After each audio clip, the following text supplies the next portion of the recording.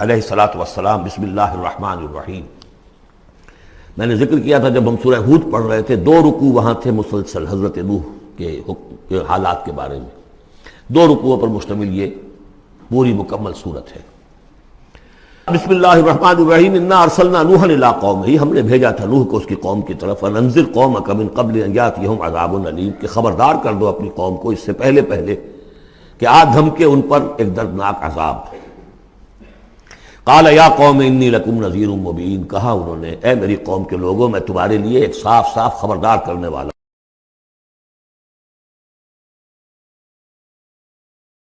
تیار کرو اور میری اطاعت کرو۔ رسول جب آتا ہے تو کہتا ہے میری اطاعت کرو، نبی یہ نہیں کہتا۔ نبی کہتا ہے بھئی اللہ کے بندے بنو، اللہ کا حق مانو، متقی ہو جاؤ۔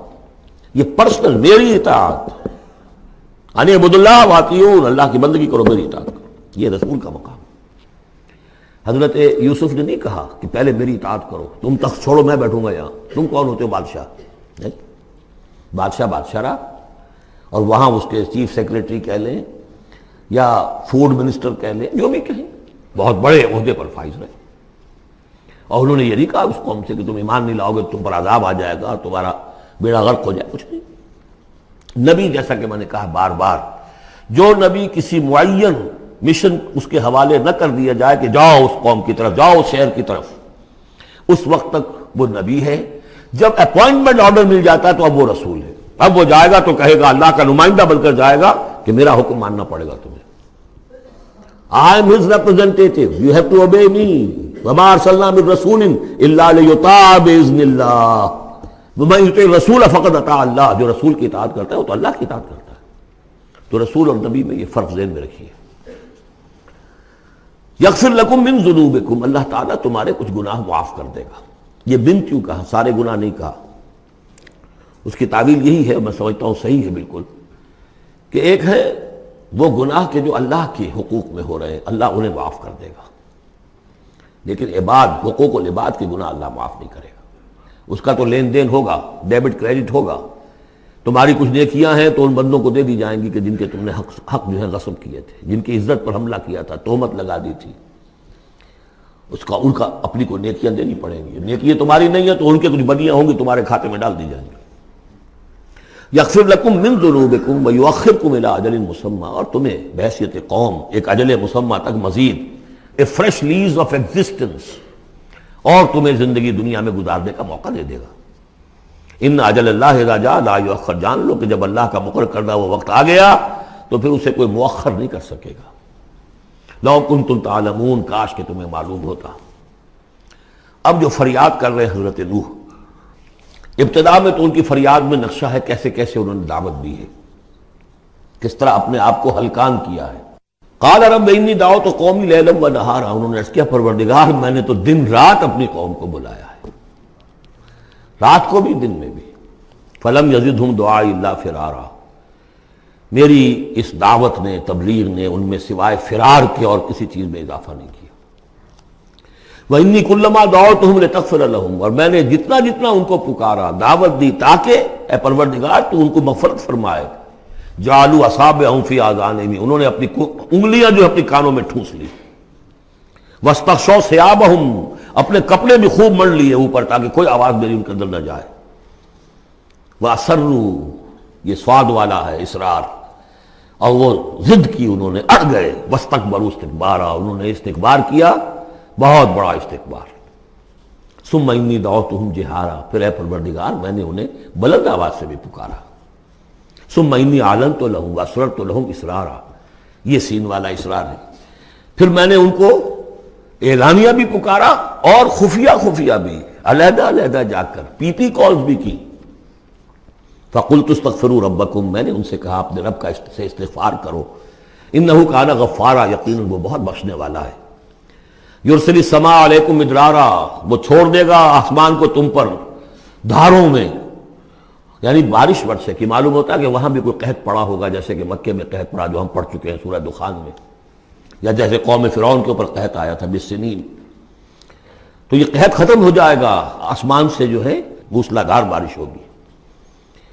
وَيُمْدِدْكُمْ بِأَمْوَالٍ وَبَنِينَ، اور تمہیں بڑھا دے گا مال میں بھی اور اولاد میں بھی، بیٹوں میں بھی. وَيَجْعَلْ لَكُمْ جَنَّاتٍ، اور تمہارے لیے باغات بنا دے گا. وَيَجْعَلْ لَكُمْ أَنْهَارًا، تمہارے لیے چشمے اور نہریں رواں کر دے گا. مَا لَكُمْ لَا تَرْجُونَ لِلَّهِ وَقَارًا، کیا ہو گیا ہے تمہیں، تم اللہ کی عظمت کی امیدوار نہیں ہو؟ یعنی ایک تو اللہ کی عظمت، اس کو تسلیم نہ کرنا، اس کو نہ ماننا، اور ایک یہ ہو، اس کے معنی ہو سکتے ہیں تمہیں کوئی ڈر نہیں ہے کہ اللہ کی عظمت جو ہے وہ کہیں غصے میں نہ آ جائے اور تمہیں پکڑ لے. اللہ کی غیرت، اللہ کی حمیت ایک حد ہوتی ہے، رسی دراز کرتا ہے پھر پکڑتا ہے تو ان بطش ربک لشدید، اس کی پکڑ بہت سخت ہے. تمہیں کوئی خوف نہیں. وقد خلقکم اطوارا، اس نے تمہیں بنایا ہے طریقے سے، درجے بدرجہ. نطفہ تھا اور پھر علقہ تھا اور پھر مضغہ تھا. الم تروا کیف خلق اللہ سبع سماوات،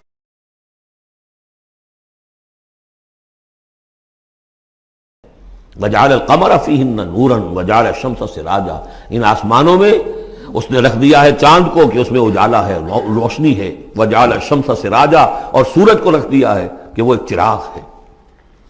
واللہ انبتکم من الارض نباتا، اور اللہ نے تمہیں اگایا ہے زمین سے جیسے اگایا جاتا ہے.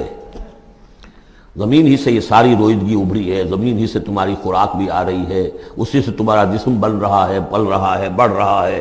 لیکن یہ کہ اس کے اندر ایک اشارہ ان لوگوں کے لیے بھی ہے کہ جو وہ ارتقاء کے نظریے کو مانتے ہیں کہ جیسے زمین سے اگایا ہے اللہ نے، گویا کہ رفتہ رفتہ یہیں سے چھوٹے اینیمل پھر بڑے پھر بڑے پھر بڑے، جس کی کہ آخری کلائمیکس کیا ہے، ہومو سیپینس.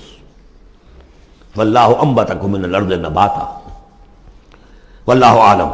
ثم یعیدکم فیہا ویخرجکم اخراجا، پھر وہ تمہیں دوبارہ لے جائے گا اسی زمین میں، دفن کر دے گا. فیخرجکم اخراجا، پھر نکالے گا تمہیں جیسے نکالا جاتا ہے. واللہ جعل لکم الارض بساطا، اللہ نے تمہارے لیے زمین کو بچھا دیا بچھونے کی طرح، بستر. لتسلکوا منہا سبلا فجاجا، تاکہ چلو تم اس میں، بڑے کشادہ راہیں ہیں، شاہ راہیں ہیں تمہارے لیے جو اللہ نے بنا دی ہیں. لیکن قال نوح، اب یہ فریاد ہے دوسری. ایک فریاد وہ تھی میں نے یہ دعوت دی، میں نے یہ دعوت دی، میں نے یہ دعوت دی، یہ کہا، یہ سمجھایا. قال نوح رب انہم عصونی، کہا نوح نے پروردگار انہوں نے میری نافرمانی کی. واتبعوا، اور پیروی کی ہے، بل لم یزدہ مالہ وولدہ الا خسارا، اپنے ان لیڈروں کی پیروی کی ہے جن کے مال اور اولاد نے ان کے لیے سوائے خسارے کے اور کچھ نہیں بڑھایا. جو مرفہ الحال ہیں، مترفین ہیں، دولت والے ہیں، اور ان کو ان کی دولت نے، ان کی اولاد نے ان کو اور زیادہ سرکش کر دیا، اور باغی کر دیا، اور مغرور کر دیا، یہ انہی کے پیچھے چل رہے ہیں، میری بات سننے کو کوئی تیار نہیں. قال نوح رب انہم عصونی واتبعوا من لم یزدہ مالہ وولدہ الا خسارا ومکروا مکرا کبارا، اور ان لوگوں نے چال بھی چلی بہت بڑی، داؤ کیا بہت بڑا. وہ داؤ کیا ہے؟ قوموں میں ایک عصبیت پیدا ہو جاتی ہے، یہ ہمارے بزرگ ہیں، یہ ہمارے اسلاف ہیں، یہ اولیاء اللہ ہیں، یہ ہمارے جو ہے پرانے لوگ ہیں، ان کے نام پر ہم نے یہ بت بنائے تھے، یہ لوگ آ رہے ہیں ان کی نفی کر رہے ہیں. اس کی بجائے تم اپنے ان معبودوں اور اپنے بزرگوں ان کو مضبوطی کے ساتھ تھامے رکھو، ان کے ساتھ اپنے آپ کو، جیسے کہ اس سے پہلے آیا تھا امشو واصبروا علی آلہتکم، چلو چلو یہاں سے، محمد کی بات نہ سنو، اور اپنے جو بھی معبود ہیں صبر کر کے ان کے ساتھ چمٹے رہو. انہوں نے بھی ان کی رسمیت کو بھڑکایا. قالوا لا تذرن آلہتکم، دیکھنا کبھی چھوڑنا بیٹھنا اپنے معبودوں کو. ولا تذرن ودا ولا سواعا ولا یغوث ویعوق ونسرا، ہرگز مت چھوڑنا سواع کو اور یغوث کو اور یعوق کو اور نسرا کو. یغوث کون ہوگا؟ جس کا غیاث، غوث جن کو سمجھا گیا ہو، فریادیں سننے والا ہے اور ہماری فریاد رسی کر سکتا ہے، یغوث. یہ اس کے بارے میں تحقیق یہی ہے کہ یہ بھی اولیاء اللہ تھے. ظاہر بات ہے کہ حضرت نوح علیہ السلام نسل کس کی ہے؟ حضرت آدم کی.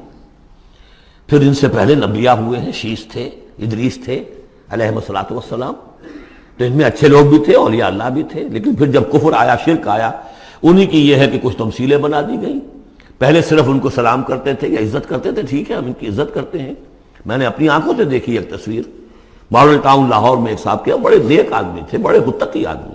میں حیران ہوا، میں ان کے گیا تو ایک تصویر لگی ہوئی تھی جس میں 3 بزرگ بیٹھے ہوئے ہیں، اور ان کا نام کیا ہے؟ یہ ہے معین الدین اجمیری اور یہ ہیں خواجہ بختیار کاکی اور یہ ہیں بابا فرید شکر گنج، تینوں بیک وقت جمع ہیں، اور یہ کہ اس تصویر لگا کے اس کے اوپر ہار باقاعدہ لگا.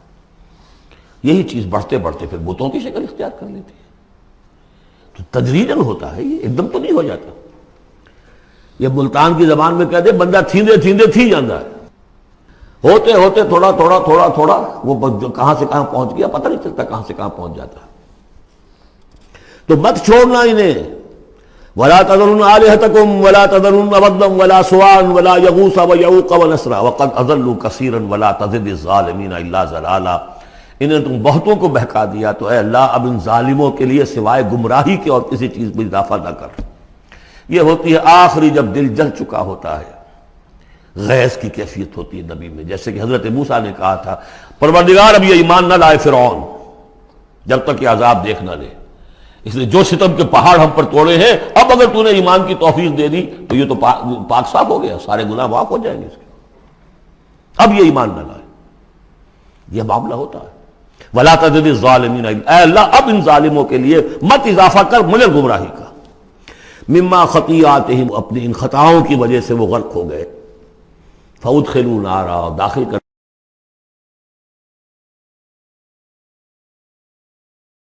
اللہ کے سوا کوئی مددگار.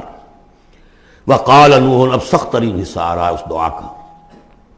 وقال نوح رب لا تذر علی الارض من الکافرین دیارا، پروردگار اب اس زمین پر کافروں کا ایک بستا ہوا گھر مت چھوڑ، کوئی نہ رہے. انک ان تذرہم، اگر تو نے ان کو چھوڑ دیا، یضلوا عبادک، یہ گمراہی کریں گے تیرے بندوں کو. ولا یلدوا الا فاجرا کفارا، ان کی نسلوں میں بھی اب فاجر اور کافر کے سوا کوئی پیدا نہیں ہوگا.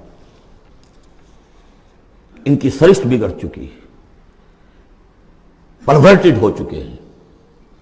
عام کولوکیل لینگویج میں کہا جائے اس کا بیج مارا گیا ہے. اب آئندہ کوئی کسی خیر کی توقع ان کی آئندہ نسل سے بھی نہیں ہے.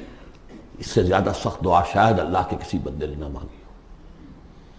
لیکن یہ کہ نوح کو حق تھا، 950 برس دعوت دی تھی. تکمیل اور تدوین فن میں جو بھی حفیظ کا حصہ ہے، نصف صدی کا حصہ ہے، 2-4 برس کی بات نہیں، 950 برس. انک ان تذرہم یضلوا عبادک ولا یلدوا، اب ان کی اولاد میں بھی نہیں ہوں گے مگر فاسق، فاجر اور نہایت ناشکر. رب اغفر لی ولوالدی ولمن دخل بیتی مؤمنا، پروردگار میری مغفرت فرما، میرے والدین کی فرما، جو بھی میرے گھر میں داخل ہو جائے ایمان کے ساتھ اس کی مغفرت فرما. وللمؤمنین والمؤمنات، اور تمام مرد اور عورتیں جو صاحب ایمان ہوں، جو کسی دور کسی زمانے کی ہوں، پچھلی ہو اگلی ہو. ولا تزد الظالمین الا تبارا، لیکن پھر ابھی دل ہلکا نہیں ہوا ہے حضرت نوح کا. پھر ولا تزد الظالمین الا، ان ظالموں کے لیے تو اب اضافہ مت کر مگر بربادی اور تباہی کا.